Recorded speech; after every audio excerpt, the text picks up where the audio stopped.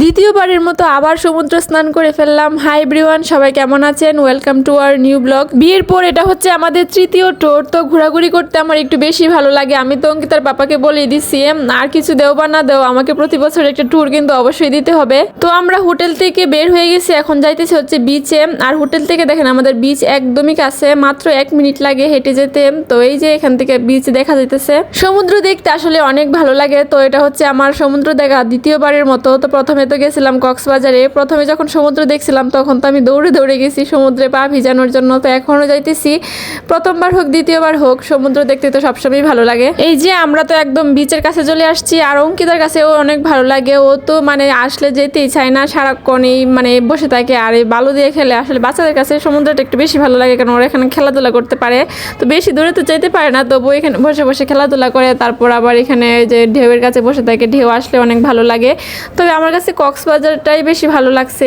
এইখানে আমরা যখন আসছিলাম তখন বেশি একটা জোয়ার ছিল না, ভাটা পড়ে রয়েছে। দেখতেছেন যে পানি কতটা দূরে চলে গেছে, আর ঢেউ এত বেশি না কক্সবাজারের মতো। তবে রাতের বেলা দেখছিলাম যে অনেক জোয়ার, অনেক ঢেউ ছিল। তো এখন বেশি একটা ঢেউ নাই।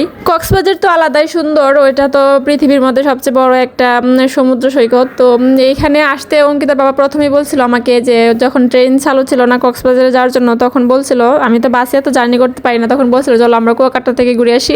আমি বলছি যে না, আমি প্রথমে গেলে কক্সবাজারে যাব, তারপর যদি কুয়াকাটা যাওয়ার হয় তখন যাব। তো এই যে আমরা মা আমি মিলা তো বিচে নাইমা পড়তেছি, আর অঙ্কিতা তো অনেক খুশি। আসার সময় তো আমাদের এত ঠান্ডা লাগছিল, ভাবছিলাম যে এত ঠান্ডা, যেহেতু সমুদ্রে গিয়ে আবার নামতে পারবো কিনা, কিন্তু না, এখানে আসছি পরে তো সমুদ্রের কাছে যখন আসছি তখন এতটা ঠান্ডা নাই। আর ঠান্ডা বলতে গেলে ঠান্ডা নাই, গরমই লাগতেছিল। সমুদ্রের পানিতে নামা যায়, এত বেশি একটা ঠান্ডা লাগে না। তো আমি এই যে নেমে গেছি, একটু দূরে গেছি। তো অঙ্কিতা তো দূরে আসতে চাই না, ও একটু ঢেউ আসলে ভয় পায় আর কি। তো ও সমুদ্রের মানে পাড়েই থাকে, আর আমরা একটু নিচে আসছি। এই যে দেখুন আমি কতটা দূরে চলে গেছি, কিন্তু ঢেউটা বেশি নাই। একটু বেশি ঢেউ থাকলে ভালো লাগতো। বেশি ঢেউ থাকলে তো মানে পাড়েই থাকা যায়, পাড়ে থাকলেই মানে ভয় লাগে এত ঢেউয়ের মধ্যে। কক্সবাজার যখন গেছিলাম তখন আসলে বেশি ভালো লাগছিল।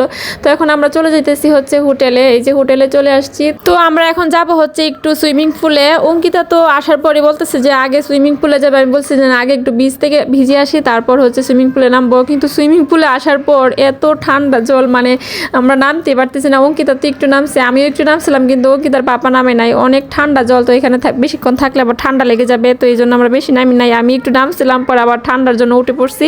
তো গরম হইলে বেশি ভালো লাগতো, সুইমিং পুলে অনেকক্ষণ সময় কাটানো যাইতো। আমি ভাবছিলাম যে একটু সাঁতার দিব, কিন্তু ঠান্ডার কারণে সাহস পাইতেছিলাম না পুরো শরীর ভিজাইতে। তারপর আমি উঠে গেছি।